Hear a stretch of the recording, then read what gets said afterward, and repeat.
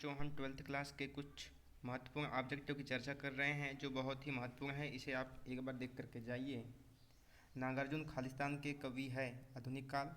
दुनिया की सबसे रंगीन और हल्की चीज़ पतंग। 22 से 26 मात्रा वाले छंद को सवैया कहते हैं। त्यागपत्र उपन्यास के लेखक है जयेंद्र कुमार। वे शब्द जो किसी ज्ञान विज्ञान के विशेष क्षेत्र में एक विशिष्ट तथा निश्चित अर्थ में प्रयुक्त किए जाते हैं तकनीकी शब्द कहलाते हैं। गजाधर बाबू ने दफ्तर से लौटते हुए रोज खालिस्तान जाने की रीति बनाई थी। बिरला मंदिर। भारत में पहला छापखाना गोवा में बना था। अगले प्रश्न की ओर चलते हैं। हमको सही जोड़ी मिलाना है। पतंग का सही उत्तर होगा आलोक। धनवा महाकाव्य में 8 सर्ग होते हैं। जिठौत जेठ का पुत्र। रचना के अनुसार वाक्य के प्रकार 3। मनोहर श्याम जोशी। Silver wedding. मुद्रित माध्यम की विशेषता शब्दों का स्थायित्व। सॉरी, इसका उत्तर हो जाएगा पूर्वापर संबंध। अगले प्रश्न की ओर चलते हैं। दूरदर्शन वाले कैमरे के सामने बैठे अपाहिज से बार बार प्रश्न क्यों पूछ रहे थे? क्योंकि वह अपाहिज थी।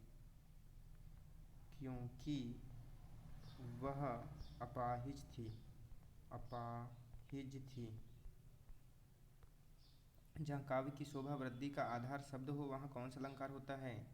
तो इसका उत्तर होगा बच्चों अनुप्रास अलंकार। अनुप्रास अलंकार।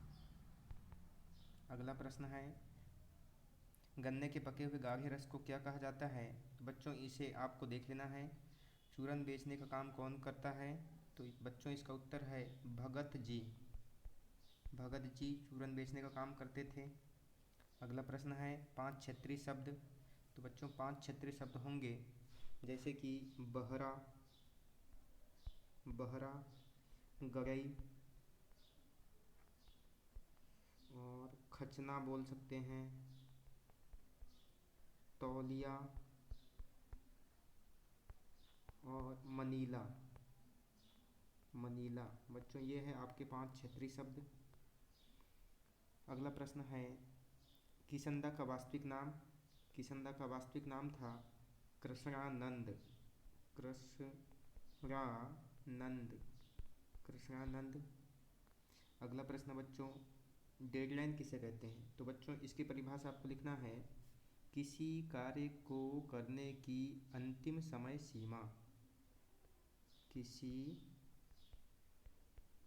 कार्य को करने की अंतिम समय सीमा को हम डेडलाइन कहते हैं। आगे चलते हैं बच्चों। सत्य असत्य में सीधी बात भाषा के चक्कर में तेरी फंस गई। तो बच्चों ये सत्य है। सांगरूप अलंकार रूपक अलंकार का प्रकार नहीं है। बच्चों ये असत्य है। भक्तन का जीवन संघर्षशील रहा। सत्य। लोकोक्ति से लोकोक्ति शब्द बना है। सत्य। मनोहर श्याम जोशी को साहित्य अकादमी पुरस्कार से सम्मानित किया गया था बच्चों। तो इसका भी उत्तर होगा सत्य है ये भी कथन। भारत में कंप्यूटर शिक्षा बढ़ रही है ये भी सत्य है। बच्चों इसके बाद में आपको नई कविता की 2 विशेषता और 2 कवियों के नाम, इसके अलावा प्रयोगवादी कविता की विशेषताएं लिखिए। स्नेह सुरा से ज्ञासय है। बच्चे किस बात की आशा से नीडों से झाँक रहे होंगे। महाकाव्य और खंडकाव्य में अंतर। 2 खंडकाव्य और उनके रचनाकारों के नाम। एक बार रिपीट हो गया बच्चों। अगला प्रश्न देखते हैं विरोधाभास अलंकार की परिभाषा या व्यतिरेक अलंकार की परिभाषा। गद्य की विधाओं का प्रमुख एवं गौण विधाओं में वर्गीकृत करके लिखिए। निबंध किसे कहते हैं? किन्हीं 2 निबंधकार और उनके 2 निबंधों के नाम। लगान न चुकाने पर जमींदार ने भक्तिन को क्या सजा दी? अथवा में है बच्चों आ सकता है बाजार का जादू क्या है, वह कैसे काम करता है। अगला प्रश्न बच्चों लोकोक्ति और मुहावरे में अंतर। या अथवा में आ सकता है बच्चों तकनीकी शब्द किसे कहते हैं, उदाहरण से समझाइए। अगला प्रश्न बच्चों शब्द युग्म क्या है, उदाहरण सहित लिखिए अथवा शब्द शक्ति के बारे में लिखिए। अगला प्रश्न बच्चों यशोधर बाबू ने किसंदा से जिन जीवन मूल्यों को पाया था वह आपके लिए भी कैसे उपयोगी हो सकते हैं। अगला प्रश्न आ सकता है बच्चों, जूझ कहानी के प्रमुख पात्रों की 2 विशेषताएं। अगला प्रश्न बच्चों, एक अच्छे लेखन के लिए ध्यान देने योग्य कौन कौन सी बातें हैं। और बच्चों आपको रघुवीर सहाय अथवा हरिवंश राय के साहित्य जीवन परिचय देखना है आपको।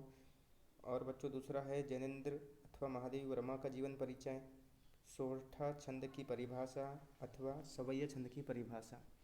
तो बच्चों आपको ये सभी प्रश्नों को अच्छे से हल करना है जिससे कि आप अच्छे से अच्छे नंबर लेकर के आ सके।